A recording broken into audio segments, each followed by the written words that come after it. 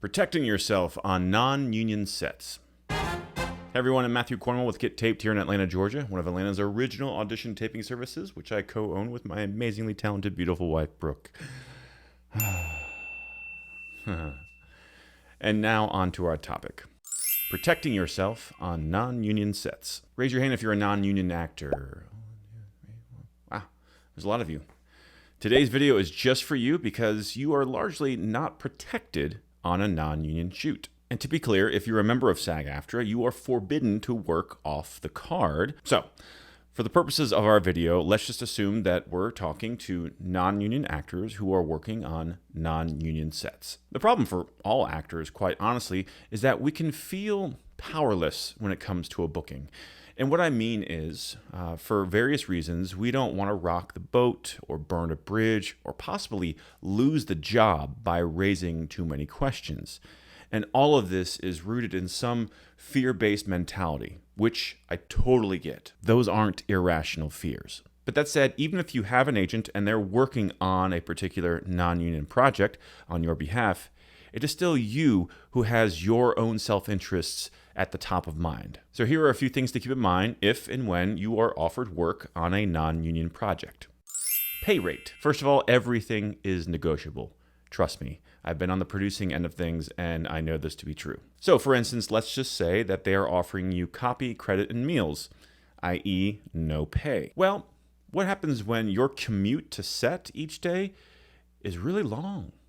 And that's a lot of gas and wear and tear in your car. Well, then don't be afraid to ask for some sort of compensation, whether it's that you turn in your gas receipts to them and they reimburse you, or they give you some sort of flat rate for mileage based on your home address and where the set is. Just something to give you compensation for all the driving you're doing. Keep in mind they might still say no. And if they are offering pay and it feels low, don't be afraid to ask for more if you know you're worth it. And this becomes super important in the world of commercials, because let's say you get paid $2,000 to do a non-union cell phone commercial.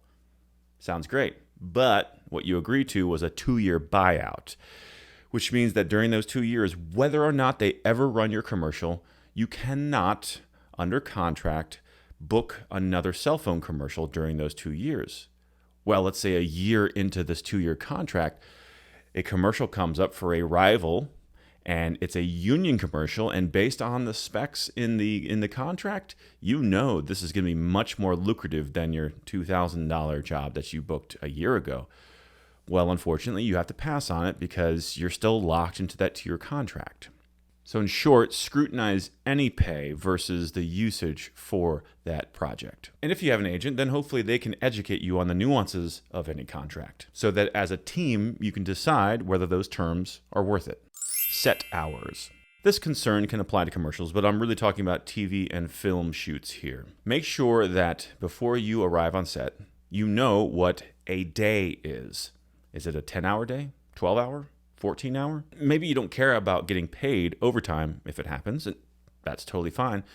But a well-organized production will have a detailed schedule for each day. And this info should be readily available, and they should be more than happy to share it with you.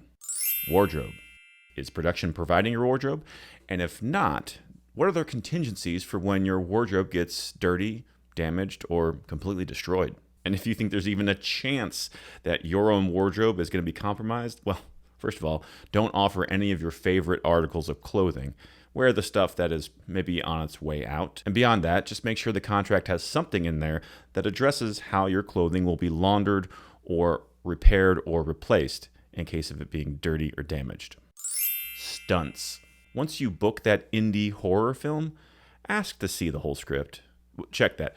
Before you even accept that role, ask to see the whole script. Then scour every page of that script that your character is on, looking for anything that could be considered a stunt or otherwise hazardous. Running through the dark, in the woods, jumping into a body of water, getting punched, stabbed, shot, or even just a lot of exterior shots in the middle of winter where you're going to be wearing a short sleeve shirt. If you see anything in this realm, reach out to production and ask to see how they're going to handle these sequences and who will be there to ensure your safety. They should have a stunt coordinator, an expert at any weapons that might be used, not only on how to use them, but how to be safe with them, and also how to train the actors to be safe with them, and or they should have a stunt double provided in case that need arises. Do not, I repeat, do not shy away from these discussions. Your safety is of paramount importance. You should never feel any compromise to your safety, especially on a low-budget, non-union set. And heck, even if you just have to jog lightly across a flat surface, they should still always have a first aid kit nearby, and preferably someone who knows how to administer first aid should you get hurt. Intimacy. On union sets, it's now required that the production provide what is called an intimacy coordinator for any scenes that require intimacy. You likely won't get that on a non-union set, so you need to make sure that your voice is heard when it comes to these on-set concerns. Are they asking for nudity? Make sure they spell it out in writing, the exact amount of nudity and how they plan to achieve those shots, i.e. the angle of those shots, the length of time they expect to show the nudity on screen, etc. When they put it in writing, it gives you something to fall back on when you're on set and they start asking for more. You should also not hesitate to ask what sort of solutions are they going to provide between shots to keep you covered up, or even when the shot doesn't require nudity, it's just implied nudity, and how you might be covering up your body as it presses against your scene partners. Because whether you realize it or not, in most Hollywood productions, when there is implied nudity, they're not showing their naughty bits to their scene partner. They are covered up. So you should be too. And for any physical acts involved, please do not hesitate to ask for those to be spelled out in writing. Because once again, you don't want to be in that classic position that has happened to far too many actors over the years of being on set in the moment, and suddenly the director gets an idea and starts to ask for just a little bit more, and can you turn this direction, and can we go a little bit further with that act, with that intimate act? Can we make it a little more raunchier? Can we make it a little bit more realistic? And to prevent that from happening, to give you something to fall back on, you need that in writing. Oh, and you should also make sure, this should be a given, but you should make sure in writing it says that any of the days you'll be shooting these scenes, it should be on a closed set, which just means that only essential crew will be allowed to be on that set. You don't need a bunch of looky-loos who are just there to get their rocks off by watching the sex scene get shot. And here's an extra little tidbit. Bring someone with you to set, and make sure that in the contract it allows for you to bring someone to this closed set that can act as your bodyguard, for lack of a better term. Someone who will stand by your side if something changes and help you make sure that you speak up for yourself if you feel like your safety or what you agreed to is being compromised. Meals. Seems obvious that any production, union or not, would be taking care of meals and feeding their cast and crew, because otherwise, who would want to come back to work? But if you have dietary restrictions, speak up. Also, it's just good to know whether or not they're providing only one meal per day or more. And also, they should have craft services available throughout the day. Period. Because I like to eat.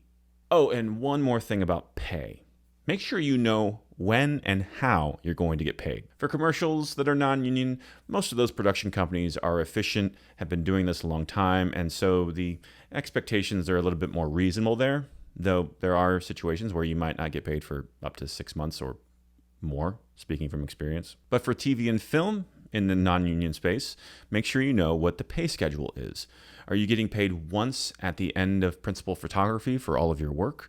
Are you getting paid weekly if it's maybe a longer shoot? Is it deferred pay where you get paid nothing during principal photography but only will get paid if they either raise a secondary amount of funding or they get distribution?